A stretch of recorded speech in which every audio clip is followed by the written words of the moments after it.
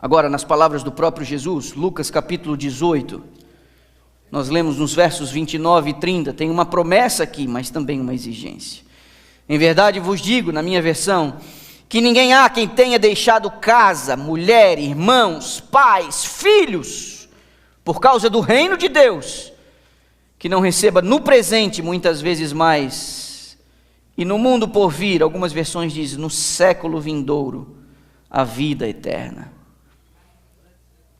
A minha e a sua vida cristã deve ser tal, em termos de fidelidade a Deus, que muitas vezes a gente vai sofrer as perdas as mais drásticas, envolvendo família, dinheiro, oportunidades, sonhos, vontades. Mas Deus faz uma promessa: se você não estiver disposto a abrir mão daquilo que você gosta, quando está em conflito com os princípios do Evangelho, não há chance para você de viver no século futuro.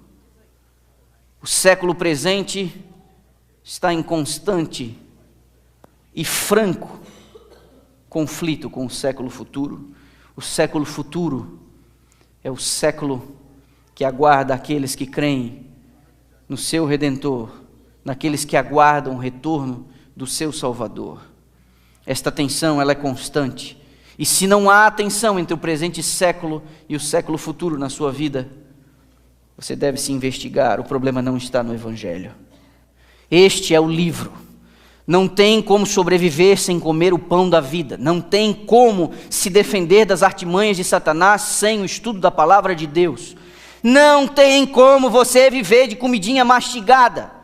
Não tem como você, ao trabalhar, botar ali no YouTube ou no Spotify, ouvir um podcast, ou quem sabe uma série de sermões, seja da Novo Tempo, do pastor X, do pastor Y. Isso é comida mastigada, tem o seu valor, tem a sua utilidade, mas isso não substitui o fato de você se ajoelhar para pedir sabedoria de Deus e ter o Espírito Santo como teu instrutor, estudando a Bíblia com você e dando a você, sem intermediários, a sabedoria da vida. O primeiro sintoma da apostasia é um afastamento das Escrituras. Você precisa achar tempo para ler as Escrituras. Você não sobreviverá às pressões que estão adiante de nós sem você ter familiaridade com as Escrituras. A Bíblia diz que os seres humanos estarão com coceiras nos ouvidos, não dando ouvidos à sã doutrina. Você precisa ter o seu momento com Deus. Você não pode usufruir do benefício de eu ter estudado o sermão para pregar para você. Você tem que ter o Espírito de Deus, o autor das Escrituras, ao seu lado quando você for estudar a palavra. É com o coração humilde, tirando as suas sandálias, dizendo: Senhor, me dá a sabedoria do céu.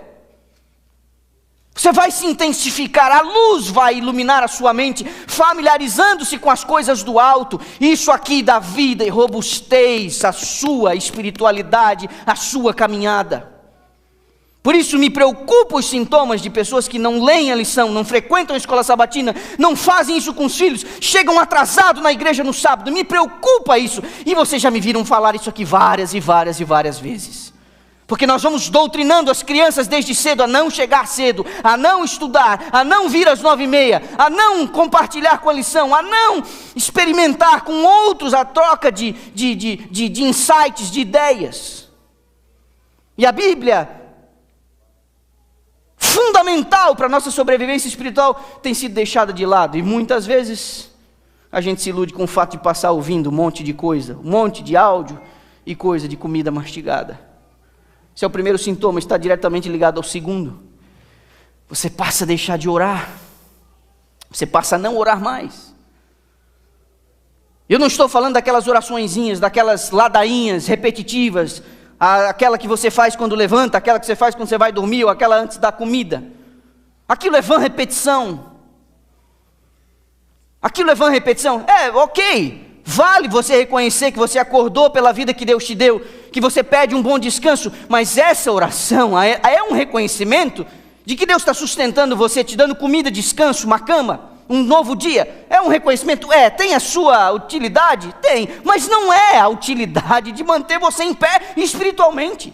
A oração que é feita aqui no sábado pela manhã, ela tem o seu significado, mas essa oração também não vai te resolver. A oração que eu me refiro é a oração pessoal. É a oração do quarto fechado.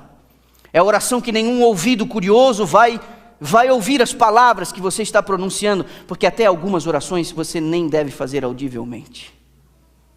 Tem coisas que você deve falar com Deus, que nem anjos e nem demônios devem ouvir, é você e o governador do universo.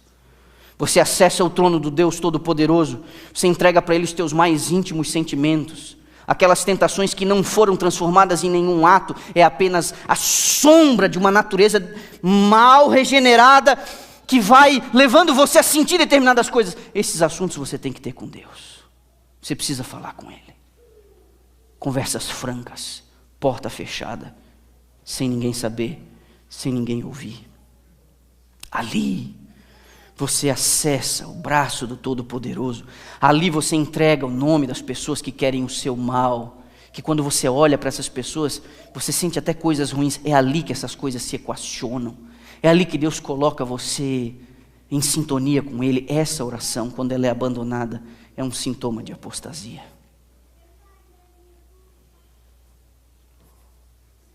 O que nos prepara para o terceiro sintoma, o terceiro passo. Pessoas que não leem a Bíblia e não oram, elas começam a perder o interesse pelas coisas da igreja. Isso vai pressionando a liderança da igreja, isso vai pressionando o ministério da igreja. Sabe por quê? Porque a impressão que dá às vezes é que nós não somos uma igreja, nós somos um bando de animadores de palco. Porque de alguma forma nós precisamos fazer as coisas de um jeito que atraia você. Atrai quem? Que tipo de pessoas estamos tentando atrair? Pessoas que não leem e não oram? Pessoas que estão afetadas pela indústria do entretenimento, excitadas pelo conteúdo de coisas que elas assistem, ouvem e frequentam? É para essas pessoas que nós estamos produzindo conteúdo. Nós precisamos criar aqui um show de pirotecnia para atrair a atenção de pessoas não santificadas que não leem a Bíblia e não oram. É para essas pessoas que nós produzimos culto? Ou Deus é a nossa plateia, a quem nós adoramos aqui? Nós vamos rebaixar agora o estilo da música, a abordagem, a linguagem, a roupa do pregador, o tipo de púlpito que tem aqui, várias dessas tentativas toscas que andam fazendo aí para alcançar as pessoas que vivem assistindo televisão, no Netflix, no YouTube, a semana inteira. É essas pessoas que nós queremos alcançar, porque elas perderam o interesse nas coisas da igreja. Isso é um sintoma de apostasia. Aí, quando uma igreja consegue manter-se firme em relação ao produto que entrega num culto, num serviço, as pessoas estranham, e elas dizem, é coisa chata, é chato, perde o interesse. Isso aí, chato, mesma coisa sempre. É o terceiro sintoma. Aí você vem o quarto, porque você para de ler a Bíblia, você para de orar, você perde o interesse nas coisas da igreja, você agora começa a gastar mais tempo com as coisas do mundo do que com as coisas da igreja. Você tem mais amigos do mundo do que amigos na igreja. Você tem mais tempo gastando com as pessoas que não estão se preparando para o céu do que com aquelas que estão se preparando para o céu. Você gasta mais tempo com as suas coisas do que com o reino de Deus. É onde você coloca a sua energia, dinheiro, tempo, paixão, é aquilo que move você, gastando mais tempo com as coisas do mundo do que com as coisas da igreja. Aí você evita, é o próximo sintoma, você evita a espiritualidade. Lugares espirituais, reuniões espirituais, assuntos espirituais, pessoas espirituais, elas te aborrecem. Você está num lugar e o que você quer é dar corda solta, aquilo que faz seu coração vibrar. Mas aí lá no meio da santa tem um chato, que sempre tenta espiritualizar a conversa.